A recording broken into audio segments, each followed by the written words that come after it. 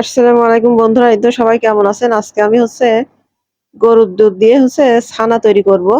কিভাবে সেটাই আপনাদের সঙ্গে শেয়ার করব। এই যে বন্ধুরা, ১ম এ আমি দুধটা সুন্দর করে ফুটিয়ে নিয়েছি। তারপরে এই যে দেখছেন ভিনেগার। আমি এখানে রাঁধুনি ভিনেগার নিয়েছি। আর এইখানে রাঁধুনি ভিনেগারের মধ্যে আমি ২ টেবিল স্পুন ভিনেগার দিয়ে দিলাম। তারপরে সমপরিমাণ পানি দিয়ে সুন্দর করে মিক্স করে নিলাম। আর এই যে ফুটন্ত দুধের মধ্যে আমি দিয়ে দিলাম ভিনেগারটা। তারপরে এই যে দেখেন, একটু ভালোভাবে যখন দুধটা জাল করা হচ্ছে, তখন এই যে ছানাগুলো সুন্দরভাবে কেটে যাচ্ছে। এই যে দেখছেন কি সুন্দরভাবে ছানাগুলো দুধ থেকে আলাদা হয়ে যাচ্ছে, আর পানিটা আলাদা হয়ে যাচ্ছে। আর এইভাবে যখন সবুজ পানি হয়ে যাবে আর ছানাটা এক সাইডে হয়ে যাবে, তখন বুঝতে হবে যে ছানাটা একদম পারফেক্টলি হয়ে গেছে।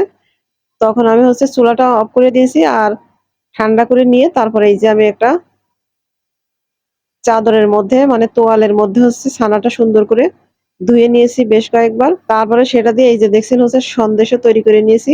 মনে করলাম যে সন্দেশের রেসিপিটা দেব, কিন্তু শরীর যেহেতু অসুস্থ, তাই ফুল রেসিপিটা দিতে পারলাম না। শুধু ছানা তৈরির রেসিপিটাই দিলাম। যাই হোক, সবাই ভালো থাকবেন। আল্লাহ হাফেজ।